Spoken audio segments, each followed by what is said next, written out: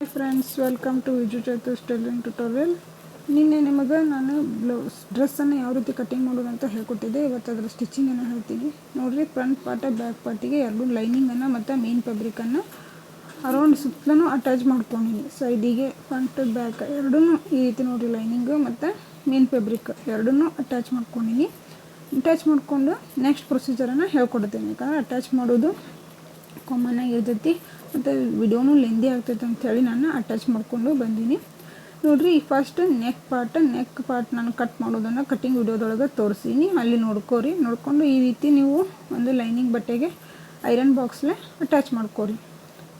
ನೋಡಿರಿ, ಈ ರೀತಿ ಅಟ್ಯಾಚ್ ಮಾಡ್ಕೊಂಡ್ರೆ ನಿಮಗೆ ಜಾಯಿಂಟ್ ಮಾಡೋಕೆ, ಮೇನ್ ಫ್ಯಾಬ್ರಿಕ್ ಜಾಯಿಂಟ್ ಮಾಡೋಕೆ ಈಸಿ ಆಗ್ತೈತಿ ಮತ್ತು ನೆಕ್ ಲೈನೂ ಭಾಳ ನೀಟಾಗಿ ಬರ್ತೈತಿ.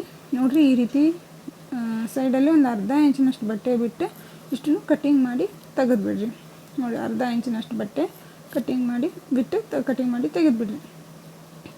ಮತ್ತು ಮೇಲೆ ನೆಕ್ಸ್ಟ್ ಸೈಡು ಏನೂ ಬೇಡ, ಜಸ್ಟ್ ಏನು ನಾವು ಶೇಪ್ ತೆಗೆದಿರ್ತೀವಲ್ಲ ಅಲ್ಲಿ ಒಂದು ಅರ್ಧ ಇಂಚಿನಷ್ಟು ಬಟ್ಟೆ ಇಟ್ಟರೆ ಸಾಕ್ರಿ. ಇದು ಫ್ರಂಟ್, ಇದು ಬ್ಯಾಕ್. ಈ ರೀತಿ ಮಾಡ್ಕೊಂಡು ಇಟ್ಕೊಂಡ್ರಂದ್ರೆ ನಿಮಗೆ ಸ್ಟಿಚ್ ಮಾಡೋಕೆ ಈಗ ನೋಡಿರಿ, ನಾವು ಫ್ರಂಟ್ ಪಾರ್ಟನ್ನು ರೆಡಿ ಮಾಡಕತ್ತೀನಿ. ಆ ಫ್ರಂಟ್ ಪಾರ್ಟ್ ನಾವು ಡ್ರೆಸ್ ಕಟ್ಟಿಂಗ್ ಮಾಡೋದು ಮುಂದೆ ನೆಕ್ ಪಾರ್ಟನ್ನು ಇನ್ನೂ ಕಟ್ ಮಾಡಿರೋಂಗಿಲ್ಲ. ಅದೇ ಸ್ಟ್ರೇಟ್ ಬಟ್ಟೆ ಮೇಲಿನ ಸೆಂಟ್ರಲ್ಲಿ ನಾವೇನು ಮಾಡಬೇಕು, ಒಂದು ಕಚ್ಚನ್ನು ಹಾಕೋಬೇಕು. ಅದಕ್ಕಿಂತ ಮೊದಲು ನಾವಿನ್ನು ಏನು ಮಾಡಬೇಕಂದ್ರೆ ಅರ್ಧ ಇಂಚು ಬಟ್ಟೆಯನ್ನು ಬಿಟ್ಟಿರ್ತೀವಲ್ಲ ಅದನ್ನು ಈ ರೀತಿ ನಾನು ಫೋಲ್ಡ್ ಮಾಡಿ ತೋರಿಸ್ತೀನಲ್ಲ ಆ ರೀತಿ ಫೋಲ್ಡ್ ಮಾಡಿ ಸ್ಟಿಚ್ ಮಾಡಿರಿ.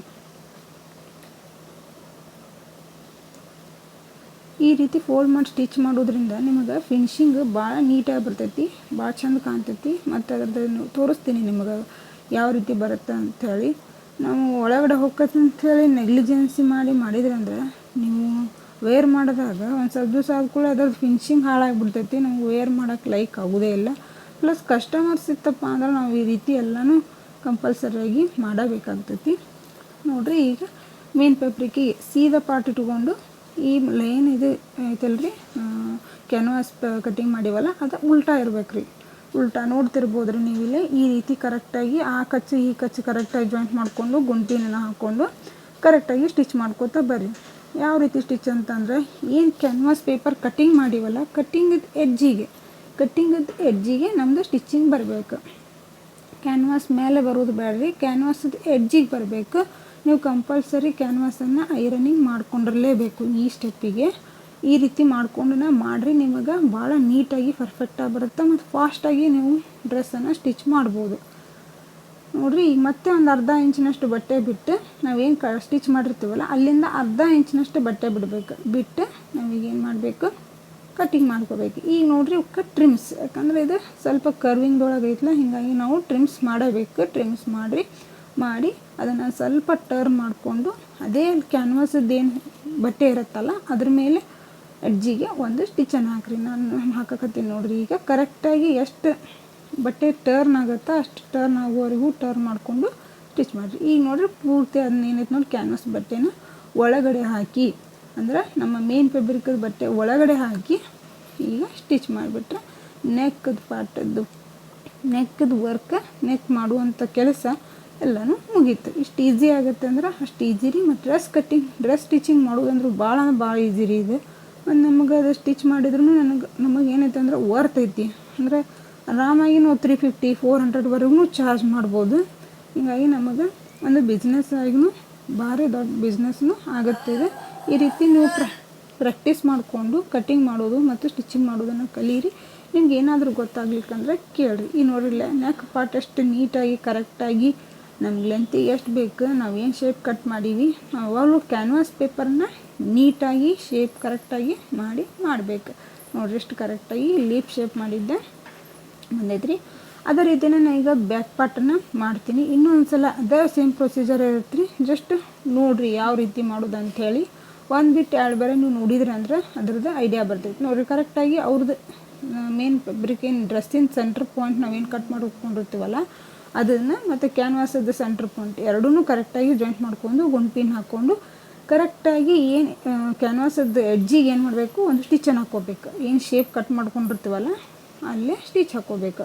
ಅದಾದಮೇಲೆ ಅರ್ಧ ಇಂಚಿನಷ್ಟು ಬಟ್ಟೆ ಬಿಟ್ಟು ಕಟ್ಟಿಂಗ್ ಮಾಡಿಕೊಂಡು ಟ್ರಿಮ್ ಮಾಡ್ಕೊಂಬಿಡಬೇಕು.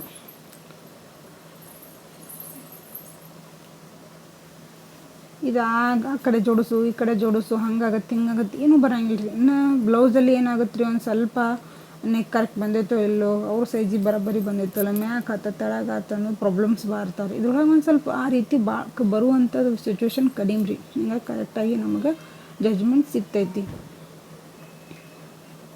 ಈಗ ನೋಡಿರಿ, ನಾನು ಶೋಲ್ಡ್ರ್ ಅಟ್ಯಾಚ್ ಮಾಡ್ಕೊಳತ್ತೀನಿ. ಇದೊಂದು ಟ್ರಿಕ್ ಭಾಳ ಮಸ್ತ್ ಅಂದ್ರೆ ಮಸ್ತ್ ಐತ್ರಿ. ಶೋಲ್ಡ್ರ್ ಯಾವ ರೀತಿ ಅಟ್ಯಾಚ್ ಮಾಡ್ಕೊಳ್ಳೋದಂದ್ರೆ ನೋಡಿರಿ, ನಾವೇನು ಫ್ರಂಟ್ ಪಾರ್ಟ್ ಇರುತ್ತಲ್ಲ ಆ ಫ್ರಂಟ್ ಪಾರ್ಟನ್ನು ತೊಗೊಂಡು ಈ ರೀತಿ ಕರೆಕ್ಟಾಗಿ ಇಟ್ಕೋಬೇಕು. ಈ ರೀತಿ ಕರೆಕ್ಟಾಗಿ ಇಟ್ಕೊಂಡು ನೋಡಿರಿ, ಅದ್ರದ್ದು ಶೋಲ್ಡ್ರ್ ಇದ್ರ ಶೋಲ್ಡ್ರ್ ಎರಡೂ ಕರೆಕ್ಟಾಗಿ ಇಟ್ಕೊಂಡು ಅದೇನು ಕ್ಯಾನ್ವಾಸದ ಬಟ್ಟೆ ಇರುತ್ತಲ್ರಿ ಅದನ್ನು ಹೊಳ್ಳೆ ಅದರ ಮೇಲೇ ಇಟ್ಕೊಂಡು ಅದ್ರ ಮೇಲೆ ಟರ್ನ್ ಮಾಡ್ಕೊಂಡು ಇಟ್ಕೊಂಡು ಸ್ಟಿಚ್ ಮಾಡಬೇಕು. ನೋಡಿರಿ, ಇನ್ನೊಂದು ಸಲ ತೋರಿಸ್ತೀನಿ ಅಂತ ನೋಡಿರಿ. ಎಷ್ಟು ಅಂದರೆ ಏನಾಗುತ್ತೆ ಅಂದ್ರೆ ಬಟ್ಟೆ ಒಳಗಡೆ ಶೋಲ್ಡ್ರಲ್ಲಿ ಉಬ್ಬಿ ನಿಂದ್ರಂಗಿಲ್ಲ ರೀ, ಬಟ್ಟೆ ಒಳಗಡೆ ಹೋಗ್ಬಿಡ್ತೈತಿ, ಫಿನಿಶಿಂಗ್ ನೀಟಾಗಿ ಬರ್ತೈತಿ ನಮಗೆ. ಅದ್ರ ಸಲುವಾಗಿ ನಾವು ಇದನ್ನು ಈ ರೀತಿ ಮಾಡ್ತೀವಿ. ನೋಡಿರಿ, ಇಲ್ಲಿ ಒಳಗಡೆ ಹೋಗ್ಬಿಡ್ತೀರಿ ಬಟ್ಟೆ ಅಂದ್ರೆ ನಮಗೆ ಯಾವುದೇ ವಿಸಿಬಲ್ ಆಗೋದಿಲ್ಲ. ಒಳಗಡೆನೂ ಬಟ್ಟೆ ಉಬ್ಬಿ ನಿಂತು ನಮ್ಮ ಶೋಲ್ಡ್ರಲ್ಲಿ ಈ ರೀತಿ ಉಬ್ದಂಗೆ ನೋಡಿರಿ, ಕರೆಕ್ಟಾಗಿ ಶೋಲ್ಡ್ರ್ ಅಟ್ಯಾಚ್ ಮಾಡ್ಕೋಬೇಕು.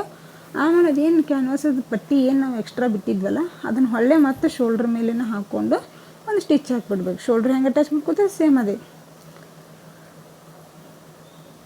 ನೋಡಿರಿ. ಈ ರೀತಿ ಮಾಡೋದ್ರಿಂದ ನೋಡಿರಿ, ಟರ್ ಮಾಡ್ಕೊಂಡ್ರೆ ನಿಮಗೆ ನೋಡಿರಿ ಒಳಗಡೆ ಹೋಗ್ಬಿಡ್ತೀರಿ ಅದು.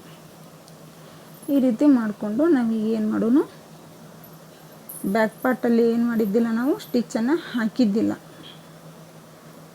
ಬರೀ ಹಂಗೆ ಇದು ಬಿಟ್ಟಿದ್ದೆ ನಾನು. ಈಗ ಅದನ್ನು ಏನು ಮಾಡೋದು, ಅಟ್ಯಾಚ್ ಮಾಡಿಕೊಂಡು ಸ್ಟಿಚ್ ಮಾಡ್ಕೊಳ್ಳೋದು.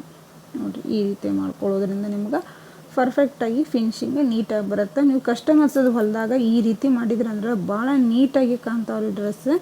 ಅದಕ್ಕೆ ಈ ರೀತಿ ಮಾಡಿ ನೋಡಿರಿ, ನೀವು ನೋಡಿ ನಿಮ್ಮ ಕಸ್ಟಮರ್ಸದ ರಿವ್ಯೂನು ನೀವು ತಿಳ್ಕೊರಿ. ನೋಡಿರಿ, ಇಷ್ಟು ಮಾಡಿದರೆ ಡ್ರೆಸ್ ಸ್ಟಿಚಿಂಗ್ ಮಾಡೋದು ಮುಗೀತು. ಇನ್ನು ನೆಕ್ಸ್ಟ್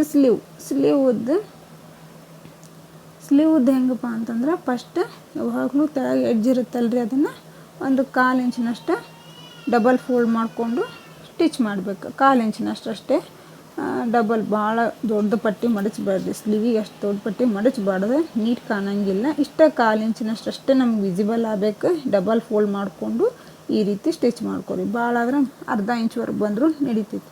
ಇದೇ ರೀತಿಯೇ ಎರಡೂ ಸ್ಲೀವನ್ನು ಸ್ಟಿಚ್ ಮಾಡಿಕೊಂಡು ಅಟ್ಯಾಚ್ ಮಾಡ್ಕೊರಿ.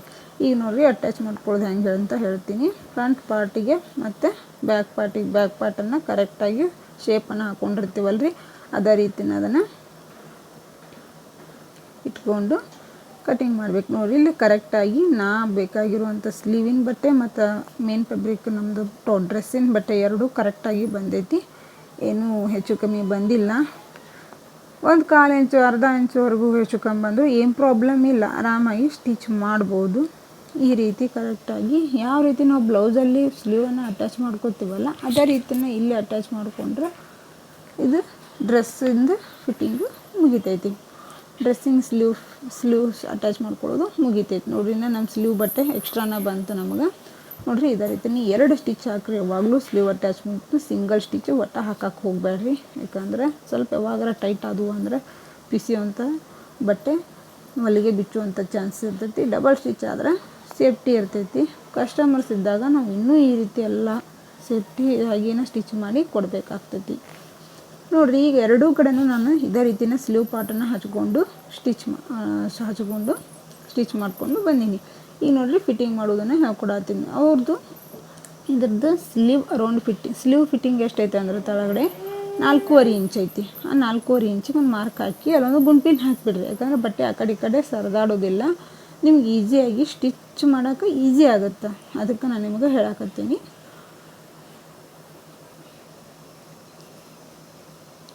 ಅಲ್ಲೇ ಸ್ಲೀವಿಂದ ನೀವೇನು ಮಾಡಿದ್ರಿ, 4.5 ಇಂಚ್ ಹಾಕಿ ಮಾರ್ಕ್ ಹಾಕಿರಿ. ಈಗ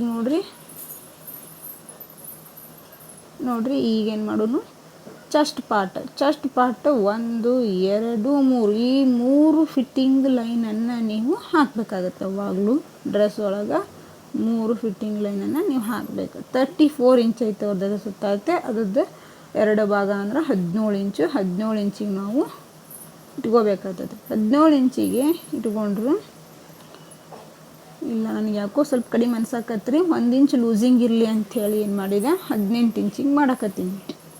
ನೋಡಿರಿ, ಟೋಟಲ್ ಎಷ್ಟೈತಿ, ನೋಡಬೇಕು 25 ಬಂದಿತ್ತು ಅದನ್ನು 18ಇಂದ ಕೌಂಟ್ ಮಾಡಬೇಕು. 18 ಬಿಟ್ಟು ಕೌಂಟ್ ಮಾಡಿ ಅದ್ರಲ್ಲಿ ಬಂದಂಥ ಈಗ 5 ಇಂಚ್ ಬಂತಂದರೆ 2.5 ಇಂಚ್ ಆ ಕಡೆ 2.5 ಇಂಚ್ ಈ ಕಡೆ 2.5 ಇಂಚ್ ಬಿಟ್ಟು ಮಾರ್ಕ್ ಹಾಕಿಬಿಡ್ಬೇಕು. ನಿಮಗೆ 18 ಇಂಚ್ ಸೆಂಟ್ರಲ್ಲಿ ಸಿಗುತ್ತೆ. ಟೋಟಲ್ ಎಷ್ಟಿರುತ್ತೆ ಆ ಕಡೆ ಎಡ್ಜಿಂದ ಈ ಕಡೆ ಎಡ್ಜಿನವರೆಗೂ ನೀವು ನೋಡ್ಕೋಬೇಕು. ಇದು 34/2 ಓಕೆ 17 ಬಂತು ಅಂದರೆ ಇದು ವೇಸ್ಟ್ ನಡದ ಫಿಟ್ಟಿಂಗ್ ಇದೆ ನೋಡಿರಿ. ಟೋಟಲ್ ಎಷ್ಟು ಬಂದೈತೆ ರೀ 23 ಬಂದೈತಿ. 23ವರೆಗೂ ನೀವೇನು ಮಾಡಬೇಕು 17 ಬಿಟ್ಟು 18, 19, 20, 22, 23 5 ಇಂಚಸ್ ಬಂತು. ಇಲ್ಲಿ ಸಹ ನೀವು 2.5 ಇಂಚ್ ಈ ಕಡೆ 2.5 ಇಂಚ್ ಈ ಕಡೆ ಬಿಟ್ಟು ಒಂದು ಮಾರ್ಕನ್ನು ಹಾಕಬೇಕು. ಈ ಕಡೆ 2.5 ಇಂಚ್ ಬಿಡಬೇಕು ರೀ ಬಟ್ಟೆ, ಈ ಕಡೆ 2.5 ಇಂಚ್ ಬಿಡಬೇಕು. ಈ ರೀತಿ ಹಾಕಿರಿ ನೋಡಿರಿ. ಇದು ಈಗ ಸೈಡ್ ಸ್ಲಿಟ್ಟಿಂದ ಎಷ್ಟು ಸೈಡ್ ಸ್ಲಿಟ್ಟಿಂದ ನಾವು ಕಟಿಂಗ್ ಪಾರ್ಟ್ ಒಳಗೆ ಎಷ್ಟು ಹಾಕ್ಕೊಂಡಿವಿ 18 ಇಂಚಿಗೆ ಹಾಕ್ಕೊಂಡಿವಿ. ಆ 18 ಇಂಚಿಗೆ ಮಾರ್ಕ್ ಹಾಕೋಬೇಕು. 18 ಇಂಚಿಗೆ ಮಾರ್ಕ್ ಹಾಕ್ಕೊಂಡು ಹಿಪ್ಸ್ ಪಾರ್ಟ್ಗೆ ನಾವು ಮಾರ್ಕ್ ಹಾಕೋದಿರ್ತೈತಿ. ಹಿಪ್ಸ್ ಪಾರ್ಟ್ ಏನಪ್ಪ ಅಂತಂದ್ರೆ ನೋಡಿರಿ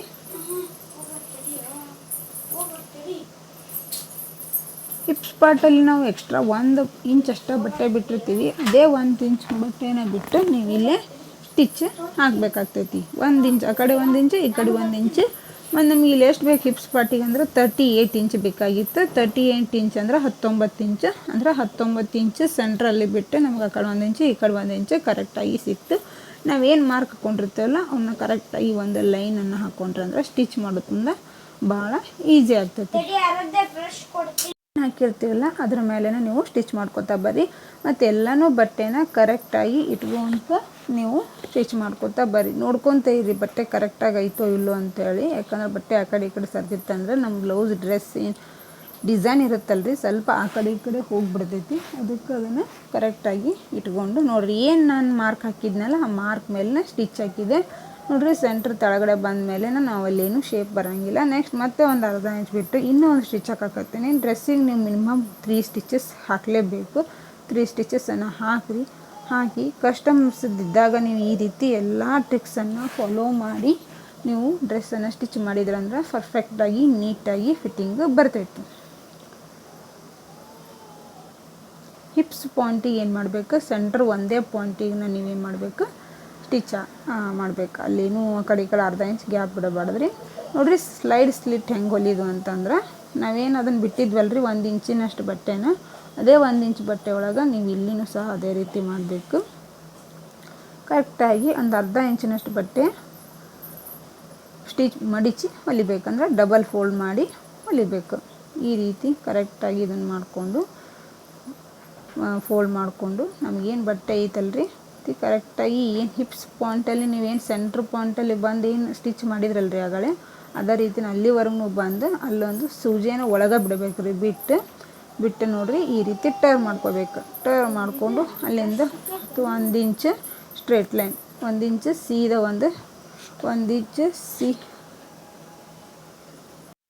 ಇಂಚ್ವರೆಗೂ ಸ್ಟ್ರೇಟಾಗಿ ಬಂದ್ರಲ್ಲ ಈಗ ಮತ್ತೆ ಹೊಳೆ ಸೂಜಿನ ಒಳಗಡೆ ಸಿಗಿಸಿ ಮತ್ತೆ ನಮ್ದು ಏನು ಸ್ಲಿಟ್ಟಿನ ಸ್ಟ್ರೇಟ್ ಲೈನ್ ಇರುತ್ತಲ್ಲ ಅಲ್ಲಿ ಮತ್ತೆ ಸೂಜಿಯನ್ನು ಸಿಗಿಸಿ ಮತ್ತೆ ಸ್ಟ್ರೇಟಾಗಿ ಹೊಲ್ಕೋತಾ ಬರಬೇಕು. ಈ ರೀತಿ ಸ್ಟ್ರೇಟಾಗಿ ಹೊಲ್ಕೊತ ಬಂದ್ರಂದ್ರೆ ನಿಮ್ಮ ಸ್ಲೈಡ್ ಸ್ಟಿಚ್ ಮಾಡೋದು ಮುಗಿತೈತ್ರಿ. ಇದೇನು ದೊಡ್ಡ ಇದು ಇಲ್ಲರಿ, ಟಫ್ ಇಲ್ಲ, ಆರಾಮಾಗಿ ಸ್ಟಿಚ್ ಮಾಡ್ಬೋದು. ನೀವು ಟ್ರೈ ಮಾಡಿ ನೋಡಿರಿ, ಈಸಿಯಾಗಿ ಐತಿ. ಕರೆಕ್ಟಾಗಿ ಒಂದು ಅರ್ಧ ಇಂಚ್ ನಮಗೆ ಫೋಲ್ಡಿಂಗ್ ಕಾಣಬೇಕು. ಡಬಲ್ ಫೋಲ್ಡಿಂಗ್ ಮಾಡಿರಿ. ಆಮೇಲೆ ಈಗೇನು ಮಾಡಬೇಕು ಎಡ್ಜಿಗೆ ಒಂದು ಸ್ಟಿಚ್ಚನ್ನು ಹಾಕಬೇಕು ನೋಡಿರಿ. ಈ ರೀತಿ ಇಲ್ಲಿ ಬಂದ ಮೇಲೆ ಏನು ಮಾಡಬೇಕು ಕಾರ್ನರ್ಗೆ ಒಳಗಡೆ ಸೂಜಿ ಸಿಗಿಸಿ ಮತ್ತೆ ಹೊಳೆ ಸ್ಲೈಡ್ ಸೀಟ್ ಕಡೆನ ಸ್ಟ್ರೇಟಾಗಿ ಹಾಕಬೇಕು. ಫಸ್ಟು 1 ಇಂಚ್ವರೆಗೆ ಸ್ಟ್ರೇಟ್ ಹಾಕಿದ್ರಿ, 1ನೇ ಸ್ಟಿಚ್ ಹಾಕಬೇಕಾದ್ರೆ ಇಲ್ಲೇನು ಇಲ್ಲರಿ, ಸ್ಟ್ರೇಟಾಗಿ ಬಡ ಒಂದು ನೋಡಿರಿ ತೋರಿಸ್ತೀನಿ ನೋಡಿರಿ ಎಷ್ಟು ಕರೆಕ್ಟಾಗಿ ಬಂದೈತ್ರಿ. ನೋಡಿರಿ ಫಿನಿಶಿಂಗ್ ಈ ರೀತಿ ಬಂತ್ರಿ. 2 ಕಡೆನೆಲ್ಲ ರೆಡಿ ಮಾಡಿಕೊಂಡು ಬಂದಮೇಲೆ thank you friends. Subscribe please.